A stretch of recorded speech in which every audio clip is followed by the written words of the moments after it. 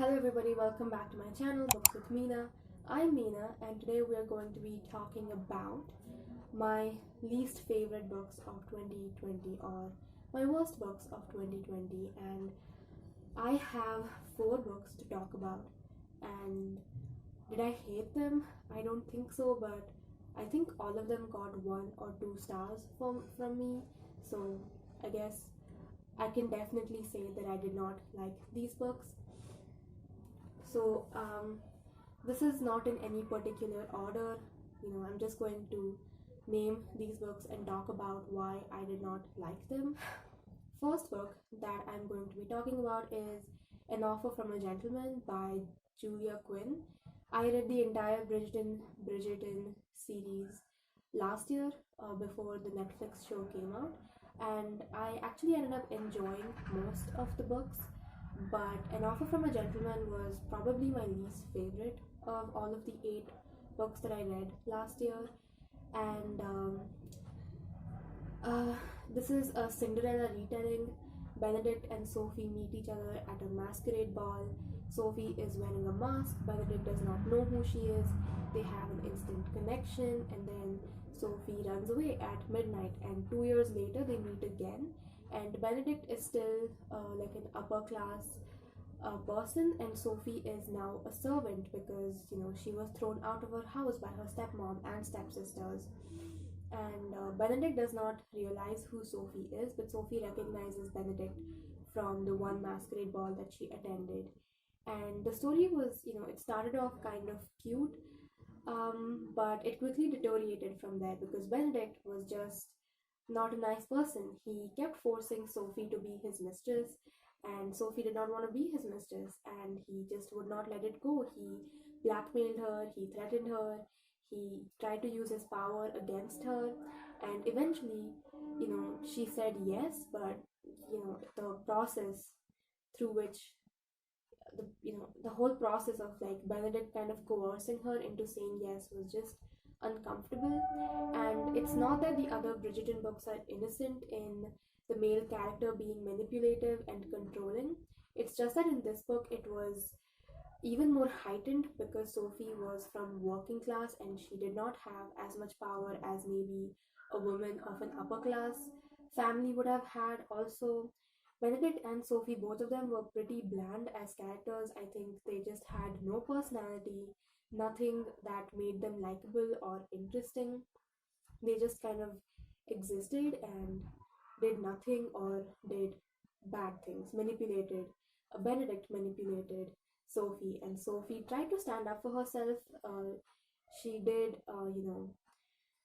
speak her mind and stand up for herself, and I appreciate that. But at the end of the story, I don't think Benedict realizes his mistake and his behavior towards Sophie being wrong. So yes, this book was one of the worst that I read in 2020. Second book I'm going to mention is Something Borrowed by um, Emily Giffin. This one is a very popular chick lit book that was published in the early 2000s, and there is a movie that I have watched, and I like the movie. Even though there is a lot of cheating and lying going around in the movie, I still think that it's an enjoyable rom-com to watch. The book, however, I did go into the book knowing that there is cheating involved, and I still wanted to read it because I wanted to know what is going on in the main character's head, and I wanted to dive deeper into the story and just get to know the main character better. This one is about Rachel, who is 30. She's a lawyer. She is unhappy with her life. She has basically spent her whole life following rules and being a goody two shoes, and now she just wants to do something for herself and make herself happy. So she decides to start, a relationship, have an affair with her best friend's fiance, and that is obviously very questionable, not a good thing to do. And that's where the story starts off. So, like I said, going into it, I knew that there would be cheating and lying involved with partners and best friends and relationships, all of that. And that was not my main problem with this book. I think my main problem with this book was just Rachel herself. She kept on complaining and whining throughout the book. She was very self-loathing. She kept on calling herself fat or pudgy, and she would compare herself to her best friend Darcy, and Darcy is like the more glamorous, lucky best friend who has a hot fiance and a good job and who looks happy on the outside, and Rachel is like supposed to be more dowdy and like more of an introverted person. And I just, Rachel just never does anything to change her situation. She just keeps whining throughout the book. And the one thing that she tries, the one thing that she actively pursues is Dex, her best friend's fiance, and obviously that is, that's a very questionable thing to do. And even by the end of the book, I feel like Rachel did not really change or grow as a character. She stayed the same, and most of her happiness hinged on the fact that Dex had chosen her and not Darcy. I just, I did not, that's I did not like that type of ending for Rachel. Also, why did Dex and Rachel have to be together? I just did not understand that. I think in the movie, they make it more believable that these two characters would want to be in a relationship and actually like each other.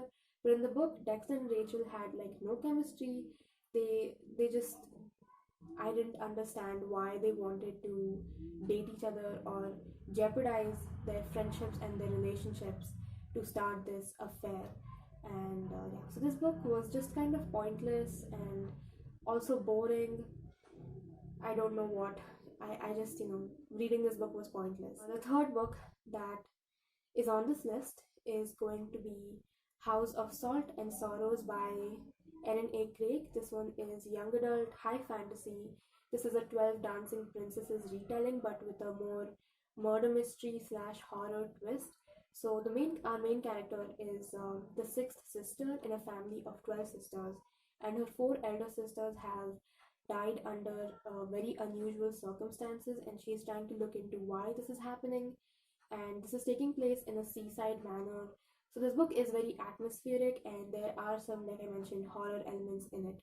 And the thing is, this book could have been very interesting, very enjoyable, but I could not get into it.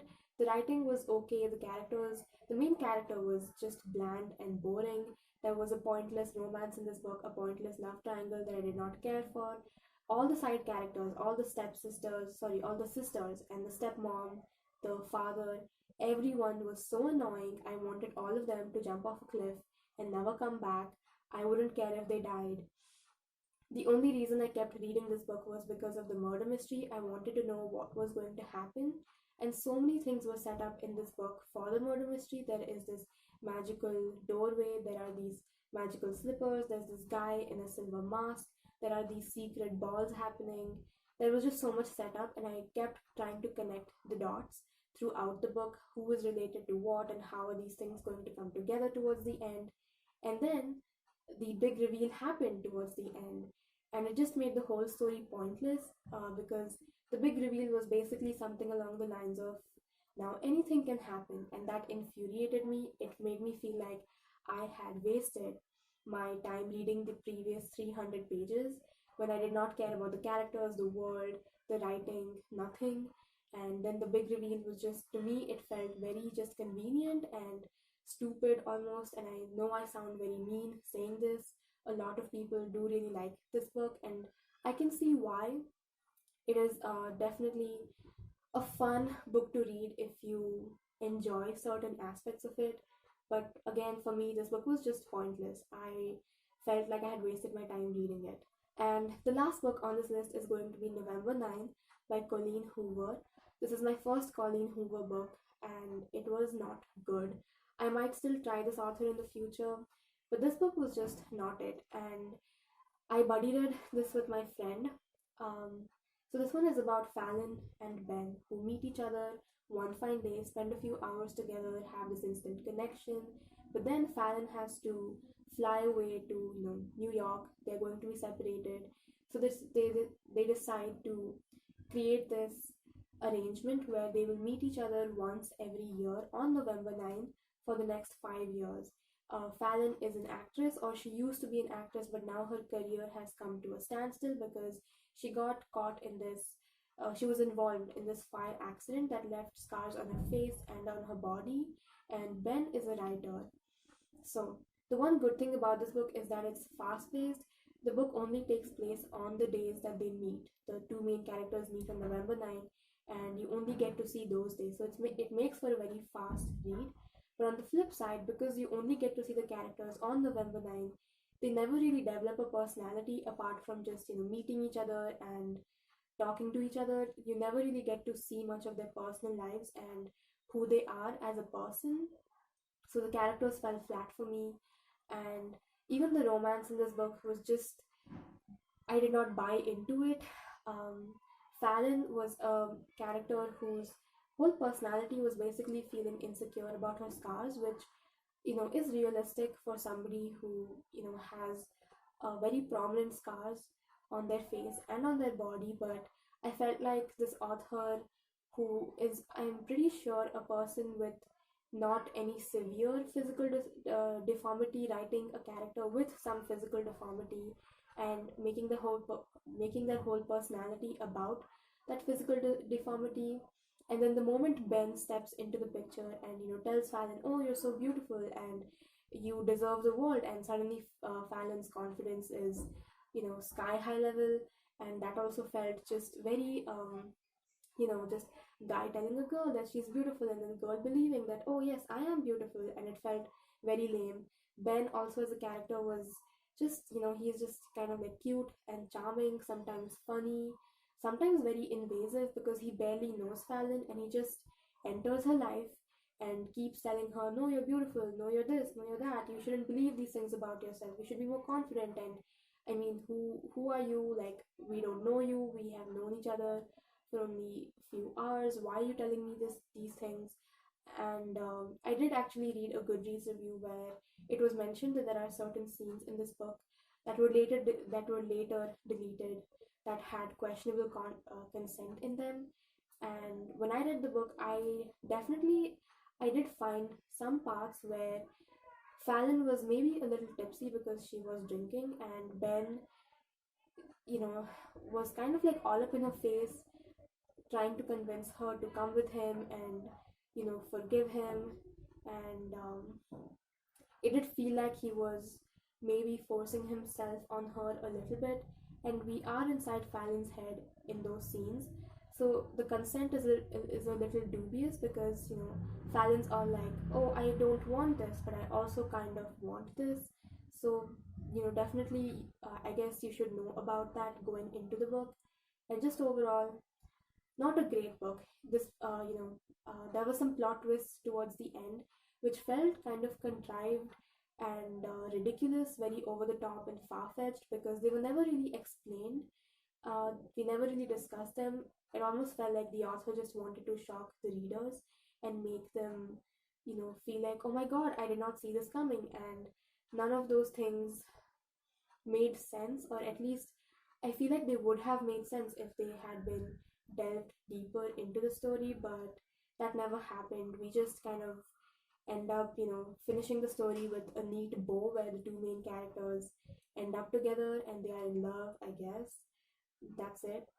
So these are my worst books of 2020, and do let me know yours, and do let me know if you liked these books or did not like them, if you have read them. Comment anything that you want below. That's it. Goodbye.